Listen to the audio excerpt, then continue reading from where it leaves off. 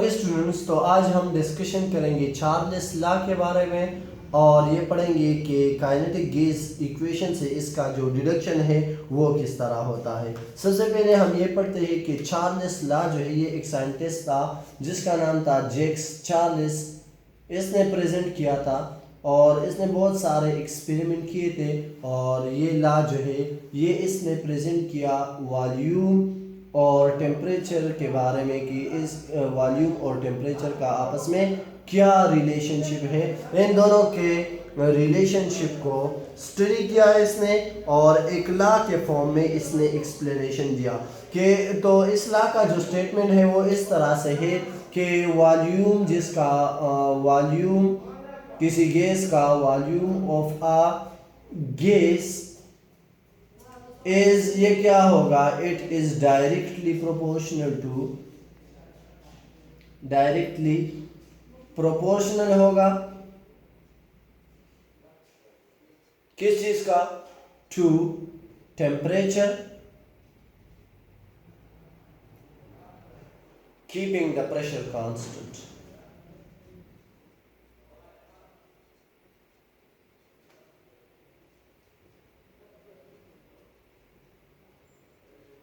अगर प्रेशर को हम कांस्टेंट रखे यानी कि प्रेशर को चेंज ना करें तो फिर क्या होगा, फिर वॉल्यूम डायरेक्टली प्रोपोर्शन होगा टेम्परेचर का। डायरेक्टली प्रोपोर्शन का मतलब ये है कि अगर हम क्या करें, अगर टेम्परेचर को इंक्रीज करें, इफ टेम्परेचर इंक्रीजेस, अगर टेम्परेचर इंक्रीज हो जाए तो फिर क्या होगा, वॉल्यूम भी इंक्रीज होगा।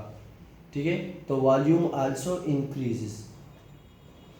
और अगर हम इस तरह करें कि टेम्परेचर को डिक्रीज करें यानी कि कम कर ले, if we decrease the temperature of a gas तो क्या होगा, volume will also be decreases. तो ऐसे रिलेशनशिप को हम कहते हैं क्या, डायरेक्ट रिलेशनशिप यानी कि डायरेक्टली प्रोपोर्शनल। ठीक है, अब मैथमेटिकल फॉर्म इसका इस तरह हो जाएगा कि V is directly proportional to T। ठीक है, अब हम ये प्रोपोर्शनलिटी सिंबल को ख़त्म जब करते हैं तो एक इक्वल लगाते हैं और इसके साथ एक कांस्टेंट लगाते हैं, तो कांस्टेंट यहाँ पे K है। अगर हम इस तरह कर ले कि इस T को इस साइड पे लेके जाए या दोनों साइड को हम इस तरह भी कह सकते हैं कि T पे डिवाइड कर ले, तो ये इक्वेशन जो है ये इस तरह से हो जाएगा कि V divided by T is equal to K, या इसको हम इस तरह भी लिख सकते हैं कि V डिवाइडेड बाई T जो है ये क्या होता है, कांस्टेंट होता है। कांस्टेंट का मतलब ये है कि एक जैसे होता है। ठीक है, अच्छा अब सबसे पहले तो ये है कि टेम्परेचर इंक्रीज होने के साथ वॉल्यूम क्यों इंक्रीज होता है। ठीक है, और ये V divided by V by T is equal to constant का क्या मतलब है। कंसिडर कर लें कि हमारे साथ इस तरह से एक कंटेनर है जिसमें गैस के मॉलिक्यूल्स है, फॉर एग्जांपल इतनी जगह में गैस के मॉलिक्यूल मौजूद है। ठीक है, और ये गैस के जो मॉलिक्यूल है इसको मैं शो कर लेता हूँ इस तरह से कि ये गैस के मॉलिक्यूल इसके अंदर मौजूद है। अब अगर हम इस तरह कर ले कि यहाँ से हीट दे दे तो क्या होगा, टेम्परेचर इंक्रीज हो जाएगा। तो टेम्परेचर इंक्रीज होने के साथ इस तरह हो जाएगा कि काइनेटिक एनर्जी जो कि गैस के मॉलिक्यूल से वो भी इंक्रीज हो जाएगी, क्योंकि हमने ये पढ़ा है कि what is heat, heat is the kinetic energy of gas molecule, या हम कहते हैं कि कोई भी अगर मॉलिक्यूल है तो इसके काइनेटिक एनर्जी को हम हीट कहते हैं, टोटल काइनेटिक एनर्जी। और एक है एवरेज काइनेटिक एनर्जी, तो एवरेज काइनेटिक एनर्जी को हम कहते हैं टेम्परेचर। जब हम यहाँ से हीट देंगे तो हीट एनर्जी है और ये क्या करेंगे, ये मॉलिक्यूल एनर्जी को एब्जॉर्ब करेंगे और ये जाके प्रेशर अप्लाई करेंगे इस पिस्टन के ऊपर। अगर ये एक पिस्टन है, ठीक है, फॉर एग्जांपल हम कंसिडर करते हैं कि ये इस तरह से एक पिस्टन है, तो ये मॉलिक्यूल यहाँ पे अगर प्रेशर अप्लाई करे तो ये पिस्टन ऊपर की तरफ जाएगा और वॉल्यूम क्या होगा, वॉल्यूम इंक्रीज हो जाएगा। तो हम कहते हैं कि फॉर एग्जांपल इसका जो ये वॉल्यूम है ये इस तरह से इंक्रीज हो गया कि ये इधर तक आ गया, सपोज कर ले। ठीक है, कि इस तरह इधर तक आ गया और ये गैस के मॉलिक्यूल में शो कर लेता हूँ, ये एक दूसरे से फार अपार्ट हो जाएंगे। अब कंसिडर कर ले ये तो हो गया कि टेम्परेचर इंक्रीज करने के साथ गैस के काइनेटिक एनर्जी ज़्यादा होती है और काइनेटिक एनर्जी ज़्यादा होने के साथ ये मॉलिक्यूल जाके पिस्टन के ऊपर प्रेशर अप्लाई करती है और उसकी वजह से वॉल्यूम जो है उसमें इंक्रीज आ जाती है। कंसिडर कर ले कि इसका जो ये वॉल्यूम ऑक्युपाई किया है ये है, इसको हम रिप्रेजेंट करते हैं V से, और इसका कोई ख़ास टेम्परेचर होगा तो उसको हम रिप्रेजेंट करते हैं T से। इसी तरह से यहाँ पे इस गैस का जो अभी वॉल्यूम इंक्रीज होगा इसको भी हम V, और इसका कोई ख़ास टेम्परेचर होगा क्योंकि ये तो वैसे इंक्रीज नहीं होता वॉल्यूम, तो इसको हम T से। इन दोनों में फ़र्क के लिए हम इस तरह करते हैं कि इसके साथ 1 1 लगा लेते हैं और इसके साथ 2 2 के पहले ये वॉल्यूम था और ये टेम्परेचर और फिर उसके बाद ये हो गया। अब हम इस तरह करते हैं कि ये V डिवाइडेड, इसके लिए अगर हम ये चार्ल्स लॉ लिख लें तो ये इस तरह हो जाएगा कि V1 divided by T1 is equal to K, और इसी तरह यहाँ पे इसके लिए हो जाएगा V2 divided by T2 is equal to K। अब मैथ्स में हमने पढ़ा है कि अगर एक दो इक्वेशन हो उसका एक साइड बराबर हो यानी इस तरह से, तो दोनों साइड ये बाकी जो दो साइड से ये आपस में बराबर होते हैं, तो यानी कि ये इक्वेशन इस तरह हो जाएगा कि V1 divided by T1 is equal to V2 divided by T2। ये V by T is equal to K का मतलब ये है कि अगर आपके साथ दो सेम गैसेस और आप टेम्परेचर इंक्रीज कर ले वॉल्यूम भी इंक्रीज हो जाएगा, तो इसका जो रेशो है ये क्या होगा, ये हमेशा सेम आएगा। फॉर एग्जांपल मैं कंसिडर कर लेता हूँ कि यहाँ पे ये वॉल्यूम फॉर एग्जांपल है 20 dm3, कंसिडर कर ले कि ये चलो 50 dm3 है, और यहाँ पे जो टेम्परेचर हमने लिया है जस्ट एग्जांपल के लिए कि ये क्या है, ये 2 डिग्री सेल्सियस है। अब जितना हम टेम्परेचर को क्या करते हैं, ज़्यादा करते हैं, तो ये क्या होगा, ये वॉल्यूम भी ज़्यादा होगा। फॉर एग्जांपल ये वॉल्यूम आ गया कहाँ तक, फॉर एग्जांपल ये आ गया 100 dm3 तक, और ये 100 dm3 तक कब आ गया, सॉरी ये है वॉल्यूम, और ये टेम्परेचर अगर हमने कर लिया फॉर एग्जांपल 4 डिग्री सेल्सियस।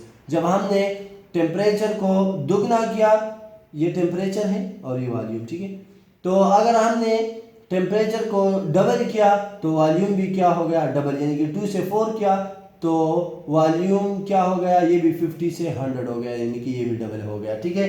अब अगर हम पुट कर ले वैल्यूज तो यहाँ पे क्या है 50 डिवाइडेड बाई 2 आ जाएगा, और यहाँ पे आ जाएगा 100 डिवाइडेड बाई 4, तो यहाँ पे भी आ जाएगा 25 और यहाँ पे भी 25 आ जाएगा। तो इसका ये मतलब है कि V divided by T is equal to constant, कि अगर हम वॉल्यूम और टेम्परेचर का रेशियो ले लें तो वो क्या होगा, वो कांस्टेंट आएगा, यानी कि सेम आएगा।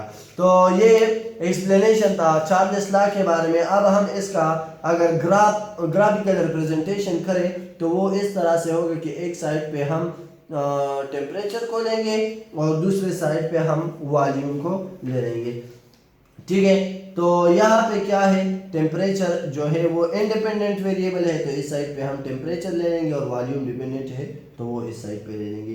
तो इसका जो ये ग्राफ है ये बिल्कुल इसी तरह से स्ट्रेट लाइन आएगा, ठीक है, बिल्कुल इसी तरह से ये स्ट्रेट लाइन आएगा, क्योंकि जब हम टेम्परेचर को डबल करते हैं तो वॉल्यूम भी डबल होता है, टेम्परेचर को 3 टाइम्स कर ले तो वॉल्यूम भी 3 टाइम्स होगा, यानी कि डायरेक्ट प्रोपोर्शन। एक चीज़ आप लोग जहन में रखें कि जब भी डायरेक्टली प्रोपोर्शन का ग्राफ होगा वो बिल्कुल स्ट्रेट लाइन आएगा। ऐसे ग्राफ या ऐसे करो या ऐसे लाइन को करो तो ये नहीं है, लाइन है, तो ऐसे ग्राफ लाइन को हम कहते हैं iso bar. Iso mean same and bar mean pressure. अगर प्रेशर कांस्टेंट हो तो वॉल्यूम और टेम्परेचर का जो ग्राफ है वो क्या आ जाएगा, वो स्ट्रेट लाइन आएगा।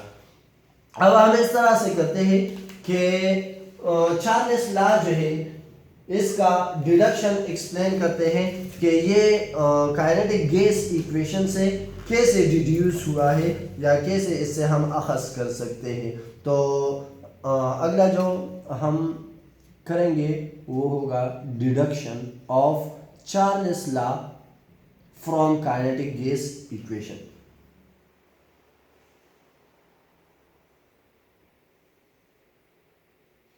अच्छा जी, तो जिस तरह से हमने डिस्कस किया था कि काइनेटिक गैस इक्वेशन जो है ये हमने डिराइव किया था कि ये बराबर होता है PV is equal to 1/3 mnu square के बराबर होता है।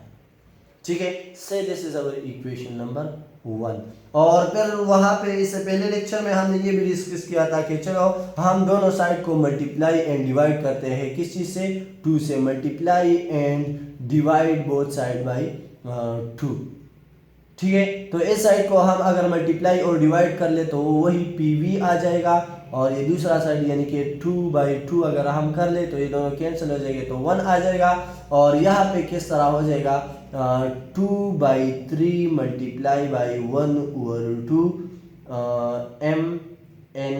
mnu आएगा। ठीक है, ये है मल्टीप्लाई 1/3 था तो मैंने एक 2 जो है वो इधर मल्टीप्लाई कर लिया तो 2/3 और एक 2 अपनी जगह पे लिख लिया। ये इससे पहले वीडियो में हम ऑलरेडी डिस्कस कर चुके हैं, इसलिए मैंने ज़रा स्टेप जो है उसमें स्किप किए और डायरेक्ट इसको इस तरह लिख लिया। ठीक है, अच्छा, तो ये जो है काइनेटिक एनर्जी के बराबर होता है, ये 1/2 mnu। जिस तरह हमने कहा था कि ना कि काइनेटिक एनर्जी बराबर होती है ½ mv स्क्वायर की, ½ mv स्क्वायर। तो यहाँ पे ये m है, n नंबर ऑफ मॉलिक्यूल्स है, बहुत सारे मॉलिक्यूल के लिए u स्क्वायर के जो है v स्क्वायर वेलोसिटी है, तो इसको हम यहाँ पे u स्क्वायर से रिप्रेजेंट करते हैं, और ये 1/2 है। तो ये सारा जो है ये बराबर होता है किस चीज़ का, काइनेटिक एनर्जी का। ठीक है, तो वो हमने इस तरह कि चलो ये 1/2 mnu स्क्वायर जो है ये बराबर है किस चीज़ का, काइनेटिक एनर्जी का। और हमने काइनेटिक मॉलिक्यूलर थ्योरी में ये पढ़ा है कि काइनेटिक एनर्जी जो है वो डायरेक्टली प्रोपोर्शन होता है किस चीज़ का, टेम्परेचर का। ठीक है, या हम इस तरह भी लिख सकते हैं कि काइनेटिक एनर्जी जो है वो बराबर है किस चीज़ का, ये हम अगर कांस्टेंट लगा ले तो kT हो जाएगा। ठीक है, और यहाँ पे अगर हम देख ले तो ये ke है और ये भी ke है, तो ke इस चीज़ के बराबर है तो 1/2 हम यहाँ पे ke की जगह पे पुट कर लेंगे, तो ये इस तरह हो जाएगा 1/2 mnu square is equal to kT। अब हम क्या करते हैं, kT है ये। ठीक है, हम इस तरह से करते हैं कि ये जो 1/2 mnu है ना, इसकी जगह पे इस इक्वेशन में हम kT को पुट कर लेंगे, तो ये इक्वेशन हमारे साथ इस तरह का हो जाएगा कि PV is equal to 2/3 K, और ये क्या हो जाएगा, T हो जाएगा। या हम अगर दोनों साइड को P पे डिवाइड कर ले, या इस तरह भी हम कह सकते हैं कि P को इस साइड पे लेके आए तो यहाँ पे मल्टीप्लाई है उस साइड पे डिवाइड में हो जाएगा, तो V इज इक्वल टू 2/3 हो जाएगा और KT डिवाइडेड बाई P हो जाएगा। अब हमने चार्ल्स लॉ में ये पढ़ा है कि एट कांस्टेंट प्रेशर, अगर हम देख ले यहाँ पे, या ये क्या है, कांस्टेंट प्रेशर की, प्रेशर जो है वो कांस्टेंट है, तो इसमें हम कांस्टेंट और वेरिएबल को सेपरेट कर लेंगे। तो इसमें से जो वेरिएबल है एक वॉल्यूम है और एक यहाँ पे अगर हम देखें तो वो कांस्टेंट इसमें कौन कौन से है, तो 2/3 जो है वो भी कांस्टेंट है, और K भी कांस्टेंट होता है, और P तो हमने कहा कि एट कांस्टेंट प्रेशर, तो प्रेशर भी कांस्टेंट है, और वेरिएबल इसमें क्या है, वेरिएबल इसमें T है। यानी कि ये हम इस तरह भी लिख सकते हैं कि ये सारे जो है ये क्या है, ये कांस्टेंट है, तो V is equal to constant हम पुट कर लेंगे इसकी जगह पे कि ये सारी चीज़ें कांस्टेंट है, और क्या है, मल्टीप्लाई बाई T। ठीक है, तो अगर हम इस T को इस साइड पे लेके आए तो ये इक्वेशन इस तरह हो जाएगा कि V डिवाइडेड बाई T जो है it is equal to constant, और यही जो है हमें चार्ल्स लॉ ने भी बताया है, या उसका स्टेटमेंट जो है वो भी ये बताता है कि V डिवाइडेड बाई T जो है वो कांस्टेंट होता है। तो ये सब डिस्कशन था चार्ल्स लॉ के बारे में, और उसका कि डिडक्शन हम उसका कैसे करेंगे काइनेटिक गैस इक्वेशन से। तो इंशाल्लाह अगले लेक्चर में हम एवोगैड्रो लॉ की डिस्कशन करेंगे। तो सी यू इंशाल्लाह इन नेक्स्ट लेक्चर।